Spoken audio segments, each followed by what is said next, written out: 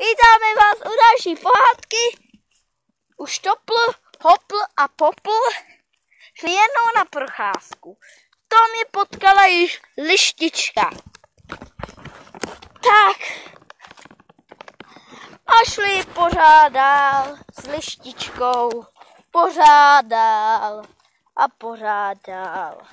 Až najednou potkali veverčičku.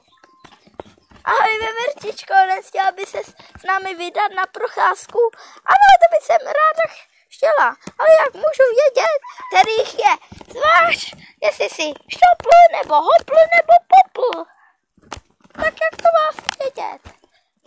Já jsem Štopl, já jsem Hopl a on je Popl. Tak už vás pamatuju a jdeme dál a dál a dál. Tam potkali prasátko. Prasátko řeklo, kvík, dáte mi prosím něco, já vám pomůžu, když budete mít problém. Tu máš poslední kousek koláčku, děkuju, teď půjdu s vámi a budu vás chránit. Tak, a to je konec naší první epizody.